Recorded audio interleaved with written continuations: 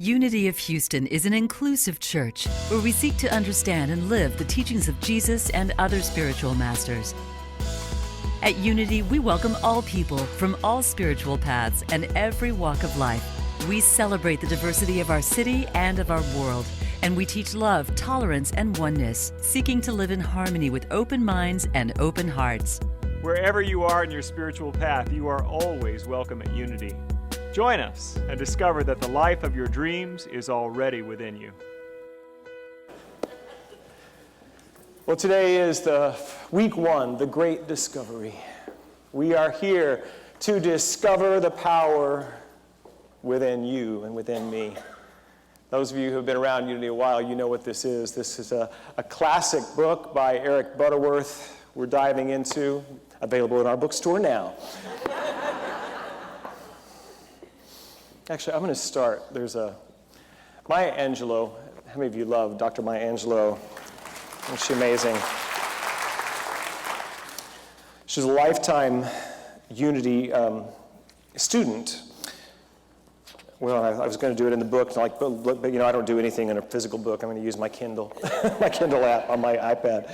I have the quote right here. This is what she says. I just love this. What I find to be so compelling in Butterworth's teachings, and still do, is that the power of God, the essential spirit, is within each of us. We can ignore that, or we can draw upon it and decide to grow. You're at choice. That's what we're talking about today. You're at choice to live the truth of who you are, or to ignore it. And we're here today to step into the invitation that's before us. But before that, little Johnny. Little Johnny had just learned this concept of heredity. And he was talking to his mom about it, and he's like, "Mama, whose hair do I have?" And she looked at him and she said, "Oh, that black curly hair of yours, that is your grandpa's." And he was just lit up with that. And it's like, "Mama, whose nose do I have?" "Oh, that gorgeous little button nose, that's your Uncle Jerry's." "Mama, whose eyes do I have?" She says, "Oh, baby, you've got your grandma's beautiful brown eyes." He said, "Mama, whose smarts do I have?" And she looked at him and smiled and said, "Well, I guess that would be your father, because I've still got mine."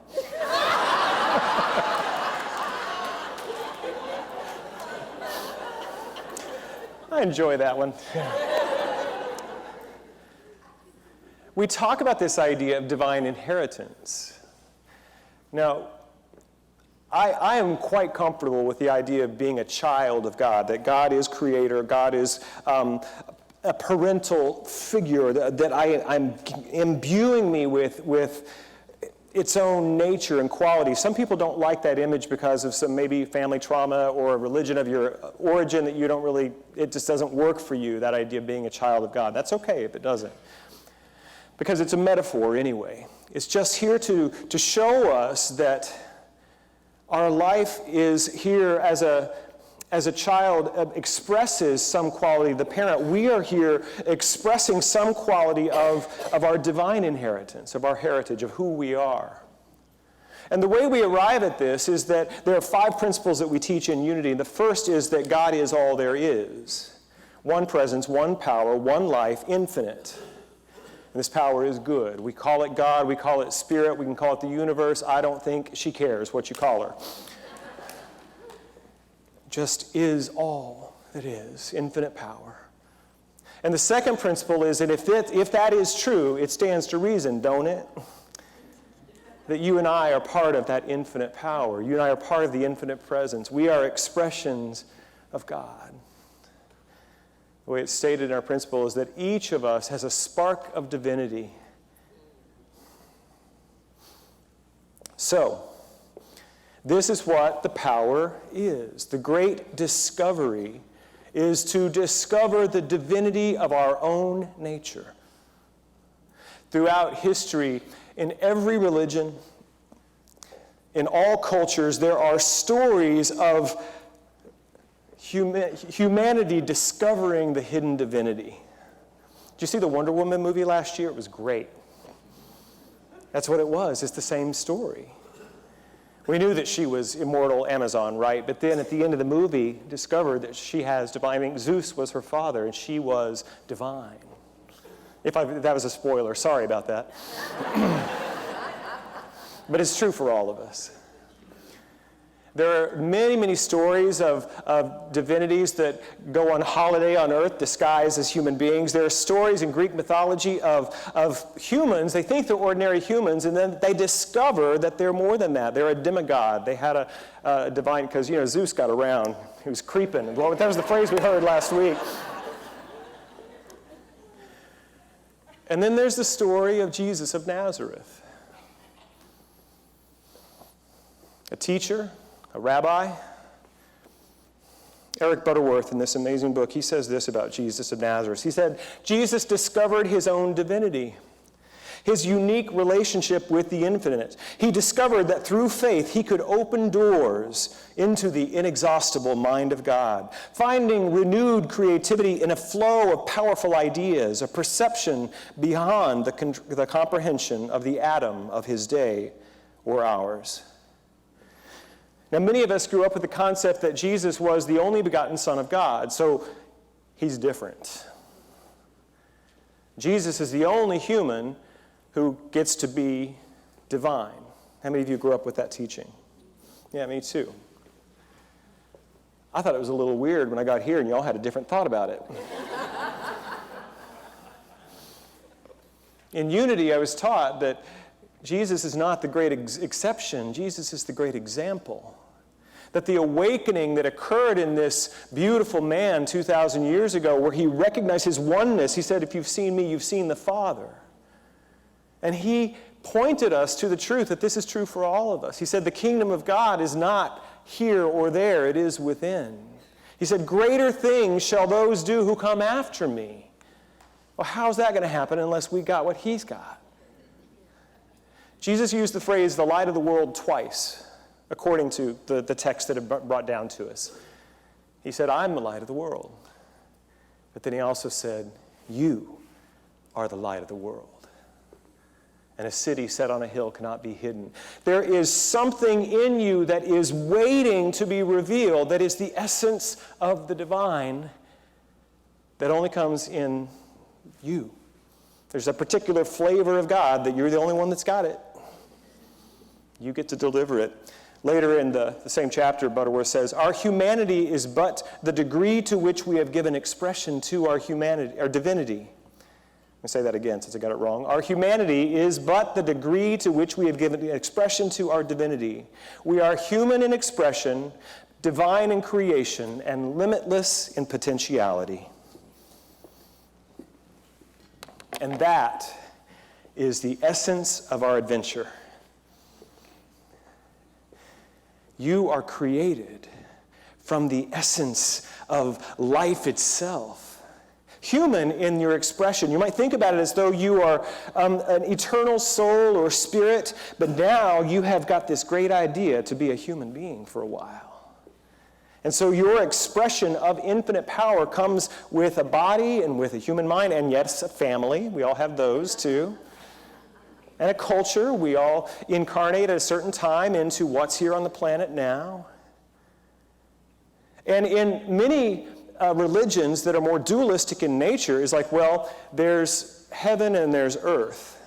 And they're separate. That's a duality. It's a dualistic understanding that the spiritual and the mundane are not connected. But in Unity, we actually hold them as one.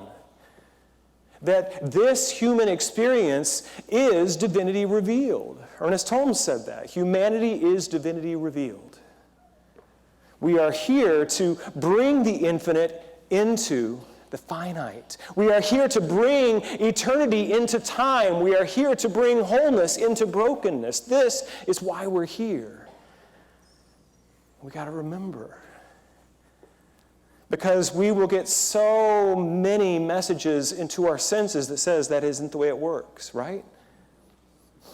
Culture will tell us, religion will tell us that we are lost, we're broken, we're separate. And yet there is a different truth waiting for you to discover it. Hidden And yet, here it is. What I have found in my journey of quarter of a century or more being in this teaching, I didn't believe it. I said a couple weeks ago, when I first got here and they were telling me all this good stuff about me, I was like, yeah, that does not feel right. I know me. That doesn't sound right. That doesn't sound like me. That the lies I had believed about myself, they felt more real to me, more true than the truth. But in time, with practice, and in sacred community, I changed. Something of that truth that they were telling me about began to show up here and there around the edges. And that is why we're doing this work, my brothers and my sisters, so that we can find ways to deliver God through our lives into the world as the truth of who we are. It's an awesome opportunity, this humanity stuff. You are human in expression, divine in creation, and infinite in potentiality. There's no limit to how good your life can become and how much good can come through your life to bless others. That's why we're here. As I mentioned, there are all these stories of the divine hiding as men and men having divinity hidden in them. All of the images that we have of the divine, we made them up. People made them up. So I joke about, the universe not caring what you call her. These ideas of gender and form, all of that, I'm not here to diss on anybody's religion, but I'm here to tell you that every concept of God that you can put a name and give a form to it, it's part of the truth. It's partial. It's not the whole, because God is infinite. You can't know all of God. God is infinite, because you know what infinite means, right? No end. And so, if you prefer using masculine pronouns with God, fine. If you want to use no pronouns, fine. It doesn't matter. But what we want to do is begin to move beyond our concept, because our concept will limit us, and open to a greater possibility of not only the great God out there, but the great God in here. In Hinduism, there is a concept called the Trimurti. It's often called the Hindu Trinity, but it's different. Someday I'm gonna break down the Christian Trinity metaphysically to you. It's a really cool teaching. You know it, Tracy Brown. The creative process. Not today. And this is different. In the Hindu Trimurti, really comes from Brahmanism. By the way, Hinduism is not one religion, it's many faiths. But in Brahmanism, the understanding is that Brahma is the supreme deity, the creator God. And then Brahma takes other forms, and the other two in the Trimurti are Vishnu, the sustainer, and Shiva, the destroyer. So today, as we're beginning this journey about discovering power, why do we need power, and how does divine power work in our lives? I think this is a great model for us to work with, the Trimurti. We need power to create, we need power to sustain, and yes, we need power to destroy. We're going to start with that one, because I see people going, huh? In the West, we don't understand the beauty of this. Particularly in America, we love to create stuff. Create all the time. In this experience of incarnate reality, something's got to die too. And what I'm talking about, using divine creative power, discovering the power within yourself to destroy, is to destroy those thought patterns and those beliefs that are keeping you stuck. Addictive behavior, time for it to go. Anything that's going to keep you small and contained must be destroyed. This works beautifully with our teaching in unity of denials and affirmations.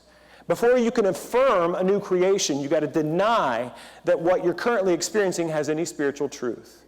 If you've got no money in your bank account, you don't deny the fact of it. You deny that is your spiritual reality. You are not brokenness. You are not limitation. You are not scarcity. You are the abundance of God. Say it after me. I am the abundance of God. Ooh, doesn't that feel good? And so we can deny anything other than that. That's the power of Shiva, the power to destroy. And then we've created space. We can begin to affirm the truth of us based on spiritual qualities, based upon the qualities of God, that I can begin to demonstrate them in my very human life. And I can affirm this truth for myself. And I can begin to shift my awareness of who I am, and my choices change, my actions change, and guess what? I change. I show up differently. And over time, it's all transformed. This is the power of Brahma, the power of creation. You want a new life? Here's the question I'm going to ask you to think about this. What do I want? So many times we don't ask that simple question because we think we're unworthy to get what we want. We grew up in a family that didn't believe you got what you wanted, right? I'm here to tell you that you're now in a family called Unity where we tell you, God's already given it to you. Just name it. What do you want? What wants to be born in your life? Mary Morrissey teaches it this way. What would I love in terms of my work life, my financial life, my relationship life? What would I love? And we could use this power that we're discovering to create new forms of expression. That's using the Brahma creative energy. And lastly, Shiva. Oh, Shiva. He's got an attitude. Destroying. In the cycles of life, we see that this is just nature, right? Something must die for something else. It's a circle of life. You saw the Disney movie, right? You know, that's the way it works. That this is part of the nature of creation that we already said that one, didn't I? I'm going backtracking. I want to go to Vishnu. Vishnu. The sustaining energy of God. This is the one that's often undersold in our culture. Because we want it when? Now. Or 5 seconds ago would have been even better. And so we might come to church at Unity on a Sunday morning, and Michael or Karen or Jean Marie or somebody might say something really fabulous. We get all inspired, and we're on board, and here we go. And then something else comes along. What's the thing Mary Morrissey says? That inspiration without action is entertainment. We're not here to be entertainers. It's not what this is about. So we need some energy of sustaining. I say it a lot, but it's not sexy, but it's undersold that the spiritual quality of sustained, diligent effort is so transformative. To just show up and keep showing up. Day in, day out. That's why we're giving you 7 weeks of commitment. Wow. You're going to need a little Vishnu for that, aren't you? You mean every week I go? Really? The spiritual journey is a marathon, not a sprint. So what do you need? What kind of energy do you need in your life? So this morning in your bulletin, you should have received a what do we call this, a ribbon? And if you'll notice that we have a light on the first panel of our banner here that coordinates. Somebody was asking if, I guess in years past, people wore the color that was theirs. We're actually not telling you to do that this year, so you just get your ribbon instead. What the ribbon is for you to place it somewhere where you can be reminded of the concept, the teaching of this week. And today we're talking about the great discovery. Where do I need to discover the power in my life? This is your question. Do I need to use this power to create, to sustain, or to destroy something that it's time to let go of? So you can tie it, put it wherever you want. I don't know, someplace where you're going to see it. Put it in your car, put it on your keychain, someplace, and then next week you'll come and there'll be a different color to remind us of what we're doing with that one. I'm so excited about this program. As I mentioned, there are a lot of stories in our culture that illustrate this idea of discovering the power within you, and I want to spend a little time with one of my favorite ones. It starts with a 10-year-old boy who lives in a cupboard under the stairs. No? Who is that? Harry Potter! How many of you don't know anything about Harry Potter? Well, then I'm going to go through all 7 books right now, okay? So, oh my gosh, it's so good. All right, we will encapsulate it for you. Because there's a deep spiritual truth in the story. There's a story of a young boy orphaned, raised in an unloved situation with his aunt and uncle, forced to live in a small, cramped closet under the stairs, given only hand-me-downs. There's no sense of nurturing, nothing special about him. As a matter of fact, he's often ignored. And then on his 10th birthday, a letter arrives. If you've seen the movies or read the book, the Dursleys, his adoptive family, they don't want him to know about it, so they get rid of the letters, and they just keep pouring in magical ways. And that letter is an invitation to attend Hogwarts School of Wizardry and Witchcraft. Yeah. It's an amazing journey that this kid goes on. And so for the next 7 years of his life, he attends this magical school, and he gets instructed in his native talent, his own giftedness of being a wizard. He didn't even know he was. And he finds out that he has a calling. He's the chosen one. There's a great work that only he can do. Along the way, he meets the most amazing companions and a nemesis here and there. It's an incredible story, and it's your story, and it's my story. You've been conditioned to believe that your life is meant to be smaller than it is. You've been conditioned to believe that your life matters less than it does. Here's your letter. Today you're invited to join us in this 7-week journey of discovering the power within you. A couple things about this journey. Like Harry, that small, cramped space under the stairs is not very fun, but it is safe. There's great risk in stepping out in faith, and it's okay. I will tell you, he nearly died about 1,000 times in the first couple of books. It all turned out okay in the end, didn't it? You will discover that the thing that you've been looking outside yourself to change your life, to give you what you need, it was inside of you. There's a great scene, I think Joey told me it's in book 3, when Harry is fighting off Dementors, and then the white stag Patronus charm shows up, this light energy to chase off those evil goblins, right? And they're not goblins, I know I'm confusing my elements here, but anyway, And then it's not, he thought maybe it's my father come from the other side, and it wasn't. Through time travel, he found he was the one who cast the Patronus charm, the Patronus spell. That the light was his to give.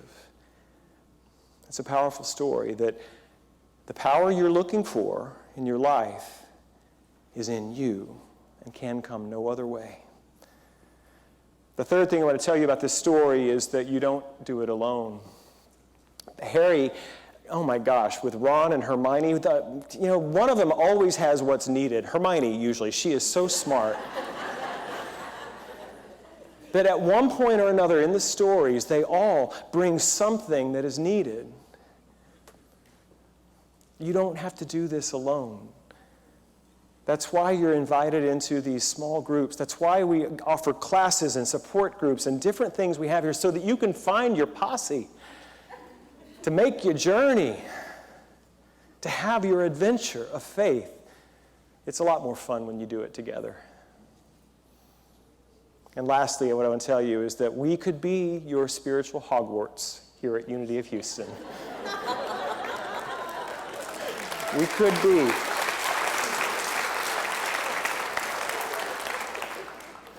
I don't know who's teaching Defensive of the Dark Arts. I don't know who's doing that, but Karen will volunteer. But we have people that will instruct you, that will teach you. It's not like we invented this teaching. We're passing it on. We're in the legacy of this teaching, going all the way back to Plato and before. But we are here to offer what we have learned to you on your journey And here's why. It's needed. Your gift is needed now more than ever. Look around the world, you'll see how much your light is needed. And whatever the thing is that you're seeing out there, that's where you need to shine the light. The thing that you can't abide in this world, that is where you're being called to shine your light. It's an amazing journey we're on. Are you ready? The adventurers and the discoverers are brave souls in our history. There's no map if you're going to be a discoverer. Did you know that? The discoverers make the maps. We're not going to be able to tell you where this journey will lead you. But if you're willing to bring yourself to it fully, you'll be a part of the quickening that's happening here, of souls that are being lit up with the fire of God to share their gift into the world and to shine, shine, shine. I love you. Something is happening here. God bless you. Thank you for watching this message today. I'd like to invite you to join us in person here on campus at Unity of Houston for Sunday morning or Wednesday evening services. If you can't be with us here on our campus, you can still join us live on Facebook or on our website, unityhouston.org, Sunday mornings at 11 a.m. Central.